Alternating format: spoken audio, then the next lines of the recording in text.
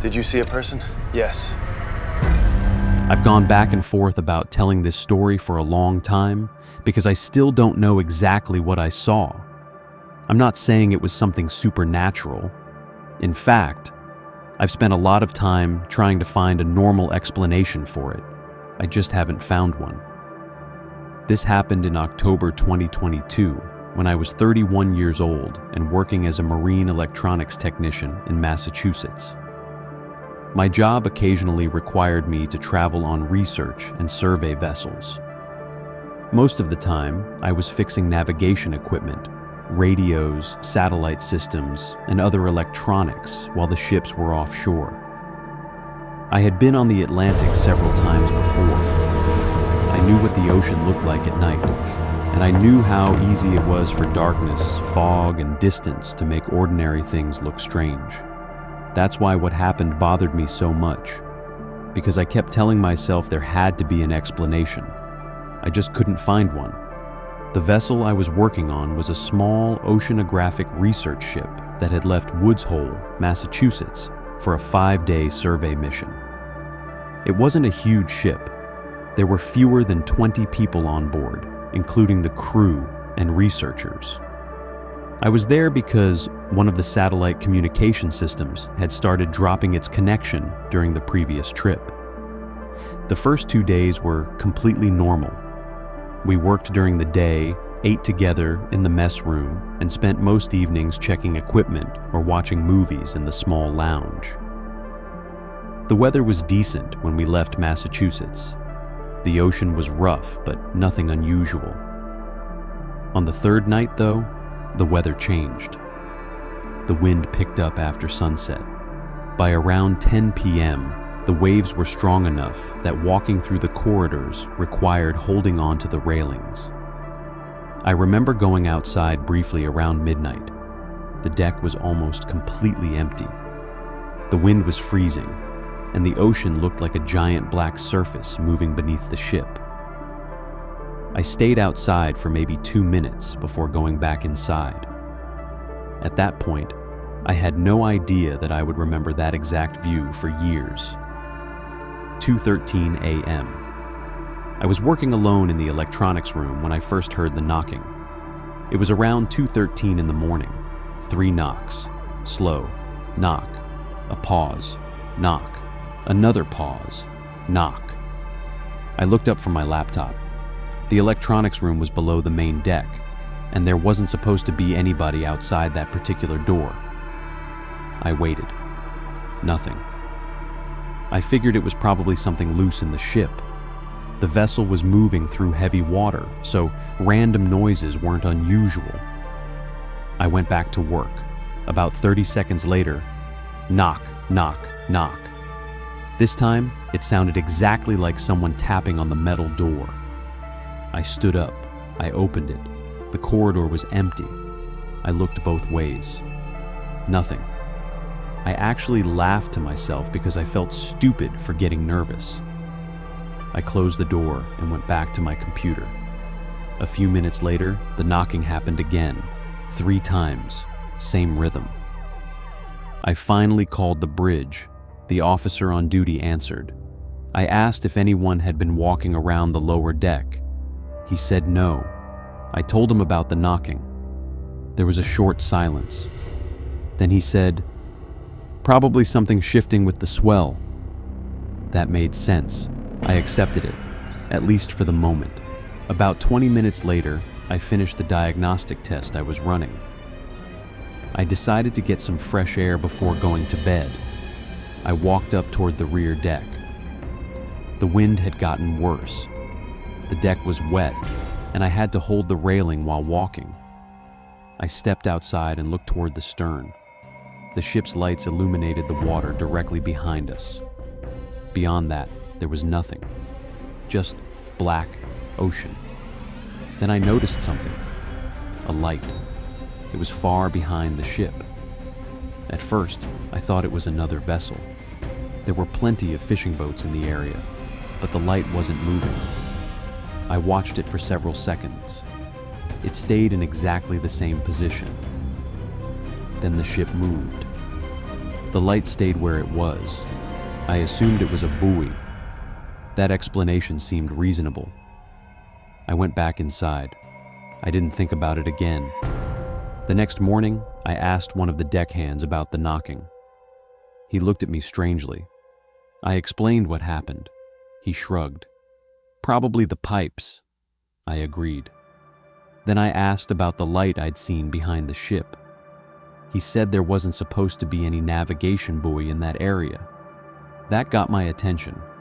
I asked if he'd seen anything outside. He said no. I didn't mention it again. I figured I'd probably mistaken something in the darkness. The rest of the day was normal. We worked through the afternoon. The weather improved. By dinner, the ocean had calmed considerably. I started feeling embarrassed about the whole thing. I was tired. I had been working long hours. I figured the combination of darkness, exhaustion, and the movement of the ship had gotten into my head. That night, I went to bed around 11. I fell asleep almost immediately. At 2:08 a.m., I woke up. I don't know why. There wasn't a loud noise. Nothing had happened. I just opened my eyes. My cabin was completely dark. I lay there for a few seconds listening. The ship was moving gently. Then I heard something. Footsteps. They were coming from the corridor outside my cabin. Slow footsteps. I heard someone walk past my door, then stop. I held my breath. Nothing happened. I waited. 5 seconds. 10. Then I heard 3 knocks. Knock, knock, knock. My stomach dropped. I didn't move. Another 3 knocks. This time, they were quieter. I grabbed my phone and checked the time. 2:13 a.m., exactly the same time as the previous night. I stayed in bed. I didn't open the door. After maybe a minute, I heard footsteps moving away. I waited another 10 minutes before getting up. I opened the door. The hallway was empty, but there was something on the floor. A wet footprint. Just one. It was directly outside my cabin. I stared at it. It looked like a bare, human footprint. I remember crouching down and touching the floor. The water was cold. I immediately called the bridge. The officer came down a few minutes later. I showed him the footprint. He looked at it for a long time. Then he said, "Could be from somebody coming in from the deck." I asked him who had been outside. He said nobody. That answer bothered me.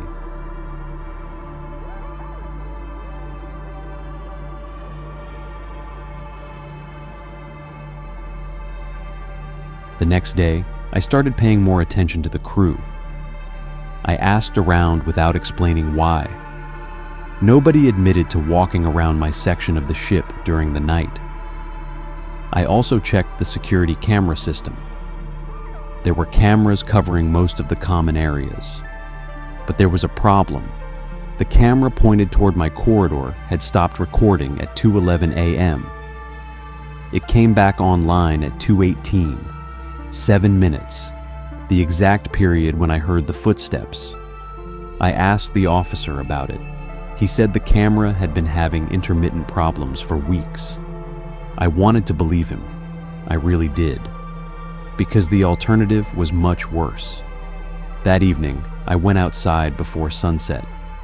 The ocean was calm. I stood near the railing and watched the water. Nothing unusual. No lights. No boats, nothing. I started feeling stupid again. Maybe the camera problem was unrelated. Maybe the footprint came from somebody who forgot they'd been outside. Maybe the knocking was just the ship. I almost convinced myself. Then I noticed something on the deck, a small object. It was lying near the railing, a black waterproof glove. I picked it up. It was soaked. I asked the crew if it belonged to anyone. Nobody recognized it. The glove was eventually placed in the lost and found area. I thought that would be the end of it. It wasn't. That night, I didn't sleep. I stayed in my cabin with the television playing quietly. At 1:50 a.m., I heard movement somewhere above me, then silence. At 2:05, I heard the same footsteps. This time, they were faster. They walked past my cabin, then came back, then stopped. I reached for my phone. I considered calling the bridge. Before I could, someone knocked. 3 times. I didn't answer. Then the knocking changed. 2 knocks. Pause. 2 knocks. Pause. 1 knock. I had no idea what that meant. Then I heard something that made my entire body go cold. A voice, very quiet, right outside my door. "Hello?" I recognized the voice. It sounded like one of the crew members, but something was wrong with it. It sounded distant, almost like the person was speaking through a radio. I didn't answer. The voice came again. "Are you awake?" I stayed completely still. Then the footsteps moved away. I immediately called the bridge. This time, the officer told me to stay inside. A crew member checked the hallway. Nobody was there. They searched the nearby rooms. Nothing. Then they checked the outside deck. That's when they found the second glove. It was sitting beside the emergency exit. Both gloves were the same size. Neither belonged to anyone on board. The captain decided to change course slightly and return toward the mainland the following morning. I didn't argue. I just wanted off the ship. But the worst part happened before sunrise. At 4:41 a.m., I was standing on the bridge with the captain and another crew member. We were looking at the radar. There was a small return behind us. The captain adjusted the display. The return disappeared. Then it appeared again, same distance, same direction. The captain checked the ship's tracking system. Nothing was showing. I looked through the bridge windows. The ocean was completely dark. Then the crew member beside me said something. "Wait." I looked where he was pointing. There was a person standing on the water. At first, my brain refused to understand what I was seeing. It looked like someone standing far behind the ship, not swimming, not floating, standing upright, completely still. The waves moved around the figure. I could see the outline clearly enough to know it was a person. Dark jacket, dark pants, no light, no movement. I asked the captain to turn the searchlight toward it. He did. The beam swept across the water. For a second, the figure disappeared. Then the light passed over the same area again. Nothing. Just waves. The captain ordered the crew to check the cameras. The camera pointed toward the stern showed nothing. Then the radar return disappeared. Nobody spoke for several seconds. I remember thinking that maybe we'd all seen the same reflection. Maybe it was debris. Maybe it was another boat. Maybe our eyes were playing tricks on us. Then the captain looked at me. He asked, "Did you see a person?" I said yes. The crew member beside me said yes too. The captain didn't answer. He just looked back toward the ocean. We reached shore the following afternoon. I never went back on that vessel. A few weeks later, I asked the company about the camera logs. They told me the footage from those nights had been corrupted. I asked about the radar return. They said it was probably interference. I asked about the gloves. They couldn't tell me where they came from. I eventually stopped asking questions. But there is one thing I still think about. The last night before we reached shore, I checked the security footage from another camera. There was one angle covering part of the rear deck. The footage showed me walking outside at around midnight on the first night. I stood near the railing for a few seconds. Then I went back inside. Nothing strange. But when I watched the footage again, I noticed something in the darkness behind me. It was too far away to make out clearly. A person standing near the edge of the deck. I couldn't remember seeing anyone there. The timestamp on the video was 12:07 a.m. I zoomed in as much as I could. The person appeared to be wearing a dark jacket, and one of their hands looked like it was missing a glove. I still don't know who that was. What bothers me most is that the rear deck was locked at that time. There was no reason for anyone to be standing there. And sometimes, when I think about those 3 knocks at exactly 2:13 a.m., I wonder if they were ever meant to get me to open the door. Because if I had opened it that first night, I don't know what I would have found waiting on the other side.